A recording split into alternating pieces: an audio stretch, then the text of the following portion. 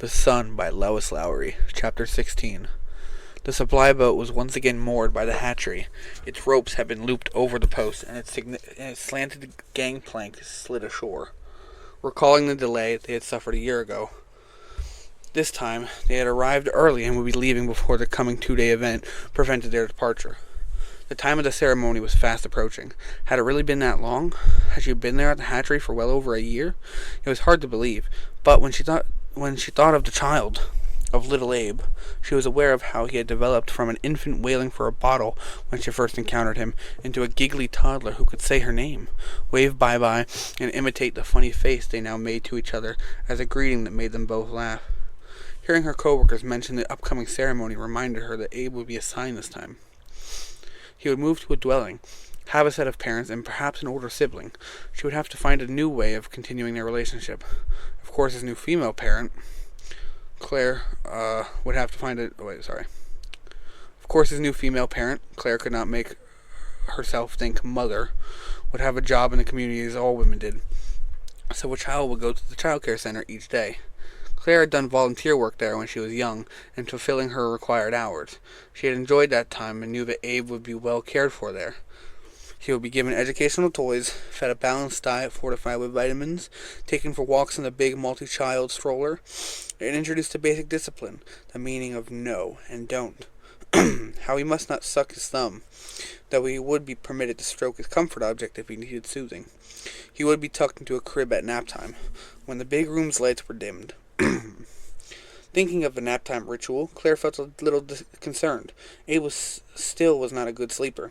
Most toddlers in the child care center responded to firm discipline and learned quickly to be silent when the lights were dimmed. She remembered the rows of cribs with most of the little occupants sound asleep, and those who were wakeful staring quietly at the ceiling. The small children had names by then, and she recalled walking along the row and reading Liam, Svetlana, Barbara, Henrik on the identifying cards. Soon, after the upcoming ceremony, he would be officially Abe.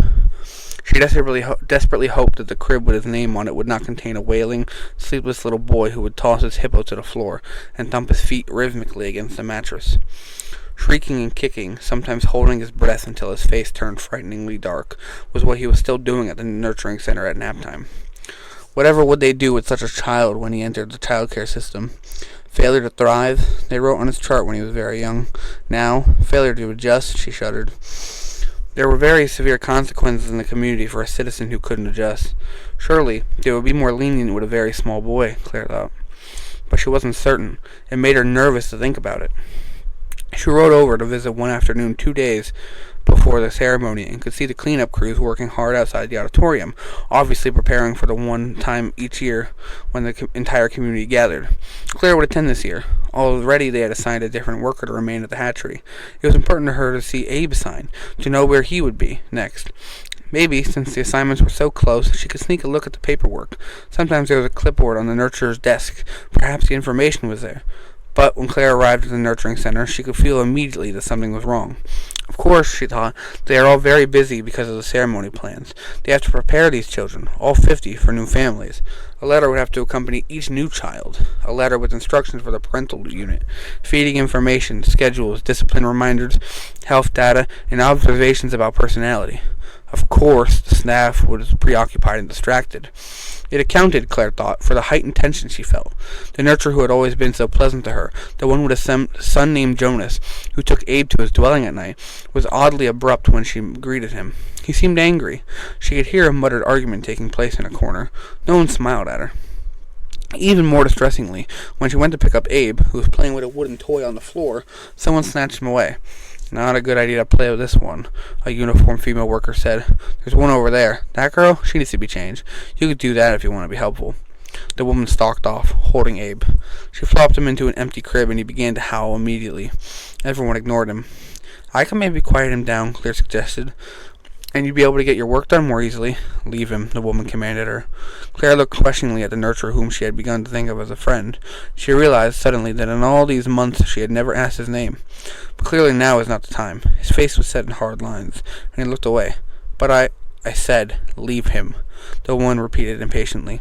Claire wanted to argue, perceived that she must not, and fell silent.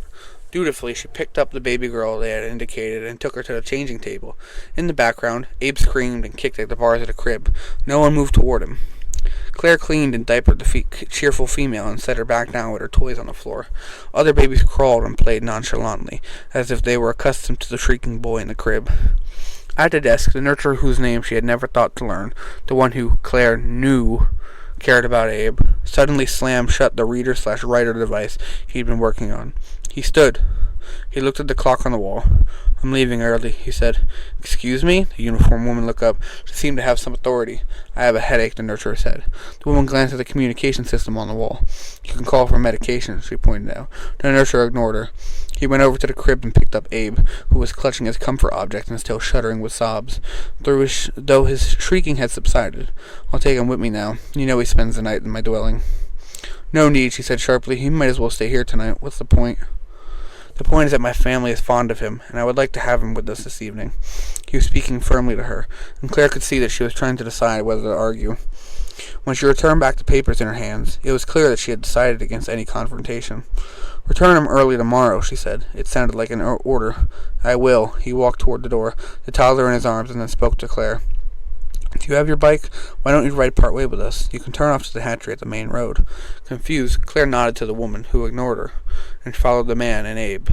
She waited to watch him pack the hippo into the carrying case, then strapped the child into the bike seat, then mounted her own bicycle and rode beside him on the path. He didn't speak. The baby glanced at her, smiling now. She lifted one hand from the handle grip, waved to him, and watched him wave back. Both bikes slowed at the intersection where Claire would turn to the right. They stopped. "Maybe I'll see you tomorrow," she said uncertainly. "I know you have a lot of work because of the ceremony, but—" He interrupted her. "I know you didn't attend last year," he said. "Do you plan to go to this one?" Claire nodded. "I especially want to see Abe get his assigned family." The man hesitated, then told her. "They're not assigning him, and no more extensions either. They've run out of patience with him. They voted today." Behind him, the child began to turn his legs. He wanted the bike to start up again. "But what, then? Where will he—" The man shrugged. "You should say goodbye now. He'll be sent on his way in the morning." "On his way where?" The child had heard the word goodbye. He opened and closed his chubby hand toward Claire. "Bye-bye," he said. "Bye-bye." Then he thrust his tongue into his cheek and made their secret funny face with its creased forehead and wrinkled nose. Claire tried hard to make the face back to him, but it was difficult. She was breathing hard and could feel tears rising hotly behind her eyes. "Where?" she asked again. But the man simply shook his head. It seemed to Claire that he was unable to speak, that his breath was coming quickly as well. Then he gathered himself and said offhandedly, "It's just the way it is. It's for the best. It's the way the system works. And by the way, you have his name wrong. It's not Abe." "Right, a little guy?" he asked, swiveling his head to check on his passenger. "Off we go." As he started forward, some pebbles spat from the path and stung Claire's ankle. Stunned, she watched the bicycle set off across the path that led to the family dwellings. Years later, many years later, when Claire tried to piece together memories of her last days in the community, the last things she could see whole and clear were the bicycle moving away in the back of the child's head. The rest of the hours that followed were fragments, like bits of shattered glass. No matter how she tried to piece them together, she could never create it whole and unblemished. She remembered that cargo boat was still docked. It was loading. They were rushing.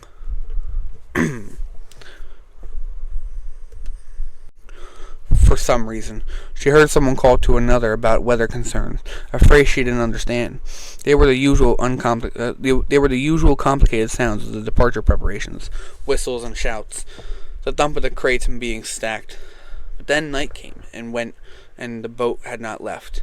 Something had happened in the night. There were alarm bells. In the hatchery? Something wrong in the lab? No, not there. The boat? Were the alarms from the boat? No, farther away. From the main building, and from the speakers in each room. Loud announcements, waking everyone. But why? What had gone wrong? It was morning now, in her memory. The boat crew had been preparing to cast off the ropes and leave, but they were delayed. Time had passed. Usually the boat was there so briefly, but this time it was longer. Something delayed the boat's departure. Everyone was looking for something. Someone? Yes, it was that.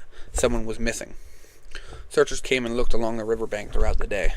Then it was dark again. Even at night they searched, with flashlights. They shouted.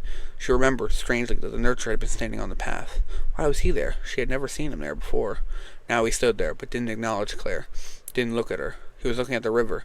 He was calling a name. Jonas. Jonas. His son. Yes, that was his son.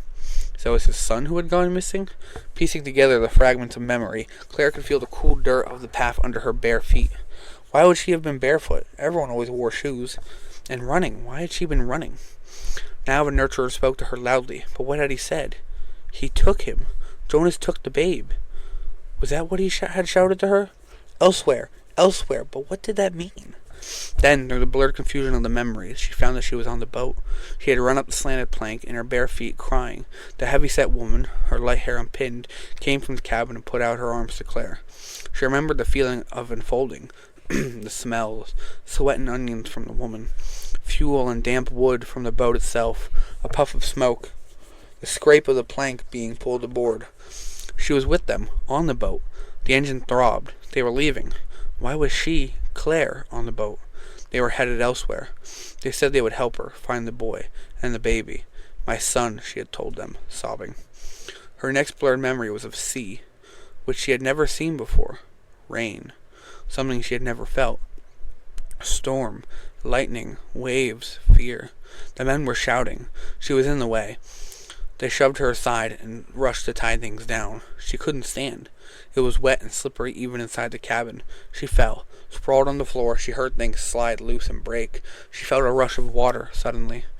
It pulled at her clothing. Cold. So cold. And then quiet. A hollow, rushing kind of quiet. Darkness. And that was all Claire remembered of those last days, no matter how hard she tried over the hard and lonely years that followed.